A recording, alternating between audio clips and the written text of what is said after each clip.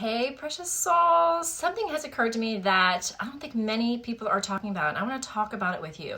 And that is I think it's like an epidemic of individuals, particularly the women that I have been working with lately, and that is staying in relationships, specifically a marital relationship that is actually super unhealthy and super bad and painful and disconnected, and how women across the country are staying in relationships because they feel the obligation to be there, okay? So let me just give you the first point I want to make today, and that is that when you're staying in a relationship out of obligation, and that obligation translates to the feeling of dread, unworthiness, and feeling like the relationship is not reciprocal, and that you are not being loved in any area in the relationship, you're actually being led to believe that you are not worth loving and that you are not good enough. That relationship is actually toxic to your well-being. I've seen it so much. I've talked about this with my private clients. I'm talking about it in the Love Shift course I'm teaching right now.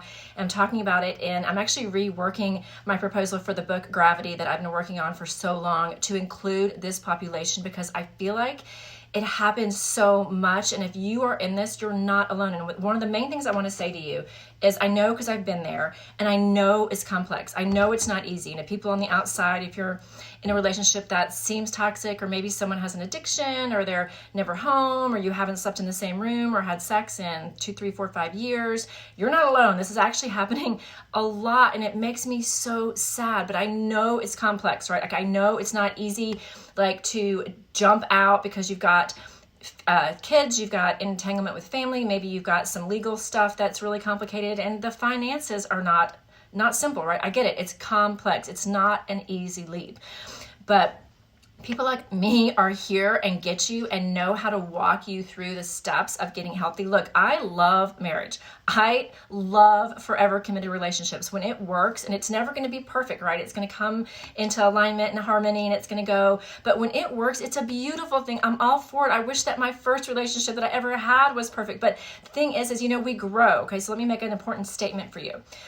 So many women that I talk to, and I'm sure you men too, some of the men clients I've had the same situation. We feel obligated to relationships, particularly marriage, to the marriage relationship I'm going to speak to, because we've made a promise. We made an obligation in front of God and the church. And what I'm adamant and what I believe now is that we change as humans, okay? You change. And if you're in a harmony that is committed to if you're in a union that's committed to the harmony of both parties, you're also committed to the growth of both parties, okay? And both parties are growing.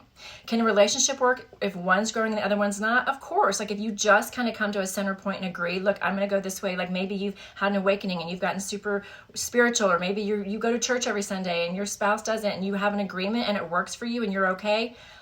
Beautiful. Like, that's part of what it makes a good relationship. But if you're in a relationship and you're growing in one direction, and you're awakening and you're coming to a place of higher awareness, and you really, really want to be here, and your spouse is sitting here not loving what's happening with you, criticizing you, and almost, I see it so much, like almost growing backward, like reverting to old behaviors, or maybe they're just completely apathetic, or maybe they're just not around much, or maybe they just don't ever touch you anymore, they don't ever speak words of love to you anymore, you don't really want to go on trips together, and you keep asking for something to change, and it's been 2, 3, 4, 5, 10, I've seen 20 years where nothing is changing.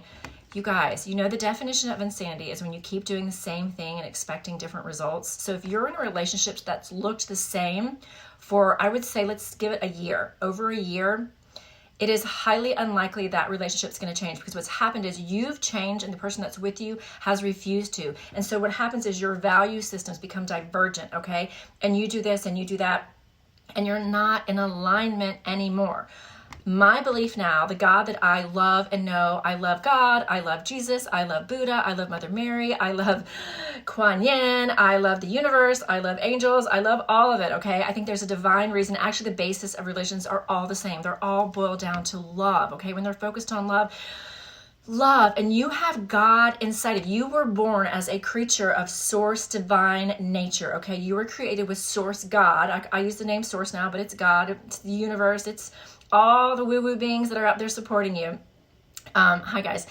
You have God in you, and that God is the presence of the energy of source is love. It's all acceptance and it's love. God is not counting your engagements, your marriages, your divorces, your separations, your boyfriends, your girlfriends. No, we're doing that here in our human planet. And what do we use when we're counting that for people? We use judgment, criticism, shame, and guilt. Okay, most of you know, I say this all the time. I've been divorced twice. I've had many relationships. I'm in the best one of my life right now, but I didn't attract it until I decided I was not going to stay in relationships anymore that weren't aligned with me. Now, yes, do the work and try to create harmony in your relationship. Of course, you're in there, especially if you have kids, like, yeah, get your counseling, try to make it work, communicate, be very honest about what your needs are. Ask for exactly what you need, okay? And if you can come to a place where there's more satisfaction than dissatisfaction, like, try to make it work. Of course, I'm all for it. If your partner is unwilling to bend, and especially if they have narcissistic tendencies, borderline tendencies, which look like blaming you for everything, not giving you any affection or love, like pulling, just all those things that you had in the beginning and you haven't experienced them in years, a year or longer, all right? You were not meant to live in a place of misery. I will tell you, I had the shift in my last big relationship, my last marriage, and God love him. We just grew out of alignment. I mean, every person that you're with, the people that I've been with, like the alignment was there in the beginning, and that's beautiful. And maybe you moved in together or became committed, or maybe you got married and because you were in alignment, right? The alignment matched, you found harmony. But over time, we changed. Research shows that we basically change very drastically if we are choosing to be on a path of growth. About every 8 to 10 years, you go through a developmental change. And very often those developmental changes, I mean, people sometimes change their sexual identity. That's a pretty big one, but it happens. Change their religious beliefs, their spiritual beliefs, change their values around money and work. They change their values around family. They change their values around travel. A lot of people want to simplify while one partner wants to start, spending. The other person wants to be simple. Whatever it is, okay? If you are trying to be on a path of growth, you are going to change, likely very drastically, about every 8 to 10 years. That can be career change, can be lifestyle change. Okay, you see it in your own life. You don't have the same friends you had 8 to 10 years ago. Usually your circles change. Okay, so when it comes to relationships, if you're both changing and kind of going the same direction, oh, it's beautiful, it's amazing. Relationships that grow together, stay together, that you're committed to the same things, your values change together, even if they change differently, and you find, here's the main word, respect for each other's changes, it can work beautifully. Make the point to you. Okay, back up. So when you change and the alignment gets way off, that is the negative feeling that you're feeling in the relationship, is lack of alignment. You were not meant to be here as a divine being to live out of alignment for the rest of your life and to be miserable. The key word that was said to me when I realized one of the biggest relationships in my life, and someone very simple was in my home one day, was working for me. It was a nanny. And we were in the kitchen and I again was complaining. It had been like 2 years she'd been listening to me just really like complain about how miserable I was. Like everything was so out of alignment. My ex and I, we just didn't agree on things anymore. We just had floated apart and we just changed. And it's, you know what? It's okay. He changed one way, I changed another way. It's fine. There was a reason that the commitment's there in the beginning because, again, there was alignment and harmony. But that can change. And if you work on it and it still can't be fixed, this beautiful nanny, sweetest girl on earth, sat there in the kitchen making lunch for me one day. My kids, I was working on some stuff for probably Facebook. And I was complaining yet again. And she said to me, you know, Karin, you could choose to be miserable for the rest of your life. You could. Or you could choose to be happy again and just leave. It was literally the simplest statement. It wasn't super spiritual. It wasn't super religious. It was just super simple. And you know what? I literally pivoted on a dime because I realized that my kids are going to be home shortly, so I've got to keep an eye out. I realized that the pivotal moment can just be something that simple, right? And I know it's not as simple. Believe me, I've been through it twice. It is not a simple unwinding, okay? But the decision that you want to be in alignment with yourself and that you really want to put yourself back out there and hope that someday you'll find someone more in alignment, because by the way, I have. No shame on the exes or your exes or whatever. They just found different value sets that were different than you. You grew apart from each other, and it's okay. God wants you to be happy. Religion and obligation and money are what stand in the way of most people leaving relationships that are very unhealthy for them. And the way it shows up as unhealthy for you is you will often stay in a state of sickness, dis-ease in your body. Women particularly get, gut issues, constant headaches, not sleeping, GI issues, reproductive girl stuff issues. Our bodies will manifest that dis-ease that we're having in the relationship as dis-ease in our bodies, okay? The misery that you are feeling is your spirit telling you, your emotions are your spirit's voice, is your spirit telling you, I am not in alignment with this situation. Nobody's counting your separations, your divorces. That is all a cultural belief system that we're supposed to be ashamed for changing. You are changing. If you're in a relationship that you are miserable every day and you're begging to be loved and you're not being loved, and this has gone on for over a year, you're not intimate with each other anymore, you don't exchange the love you did, it is okay to change your mind. It's not only okay, it's necessary for your well-being. Big hug to you. I know how hard it is. I know I battled it for years.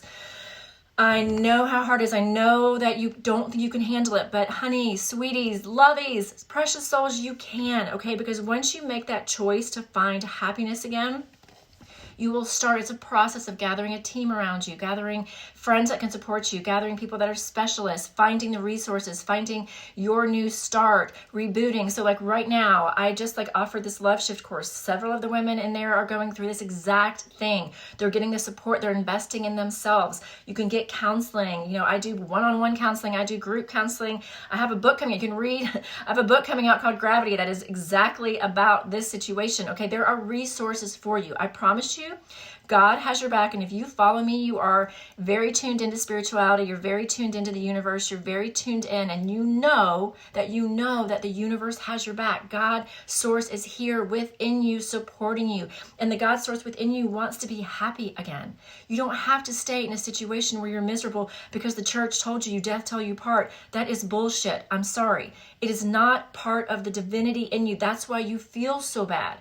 Negative feelings are your soul's voice telling you the situation that you're in, the person you're with, the agreement that you're making, because this is a choice on a daily basis, is not in alignment with who you are as a divine being. When I got that, when I had my awakening and I realized I could change my mind no matter what anyone else thought, and that shame and guilt are the lowest place you can be as a spiritual being, and you were not meant to be there. You were meant to be happy.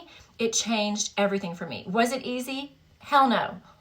It was extremely hard, but you know what? One day at a time, and I got through it, and I got support. Is it still challenging? Yeah, but you know what would have been harder? If I had stayed, and if they had stayed in a relationship with me and me with them, we were miserable and didn't like each other, didn't touch each other anymore. It's just not working anymore. And you guys, I see women doing it every day and staying in the situation, just hoping that they're going to fix their partner. You're not here to fix anyone. You're not here to be anyone's savior. You're here to make choices about your life. The number one regret of the death and dying, I repeat this all the time because this changes things. The number one regret for people that are in hospice, Bronnie Ware did this research, was that they lived their life according to what other people wanted instead of what they wanted. They lived their life out of obligation and they were afraid of being judged. And so they did things for the rest of the world instead of themselves. Look, there is here's what's also awesome. And I'm not championing a divorce. It's not that. I'm championing your happiness. You're getting out of a miserable situation. I just think this is an epidemic because we feel told to be good girls. We're told not to sin. We're told if we're Christians, we're afraid people in the church are going to judge us. Maybe our pastor, this happened to my mom. The pastor told her she needed to stay and she was being abused. I've stayed because I had religious people tell me to be abused in relationships, told me to stay, that God wanted me to stay. No, God does not want you. When you're having a negative feeling, I'll tell you for the 5th time, that is your soul's voice, not your pastor, whoever it is that's talking to you out of their own paradigm. When you're miserable and you're experiencing ongoing feelings of dread, discomfort, anger, resentment, unlovedness, unworthiness, your soul is telling you this is not the place for you anymore. Your soul is telling you, your soul is saying to you, please shift out of this. And here, let me tell you, I'm going to wind it up with this. Even though it feels scary and you don't know what's ahead, God is there in front of you. He is there holding you. He's not going to shame you or punish you, or you're not like going against a promise. No, God, just like your own children, how would you feel if your own child was in this situation? It makes me want to cry. You would love them and hug them, and you would, if you saw them being treated this way, you would want them to come out of it. You would want them to find happiness. You wouldn't care about the freaking divorce or the separation. You would just wanted to hold them and make them happy. That's how God and your higher self feel about you, okay? And so what the beautiful thing that happens then is when you make that choice, the number one sign that a choice, even though it can be difficult and scary, as you know what, is you feel a sense of relief. Relief is the number one sign that your soul finally lines up with its divine calling to you. The action step feels like relief, even though you're going to be afraid of the unknown. Of course you are. You don't know what's up ahead. Nobody ever plans on getting divorced or separated.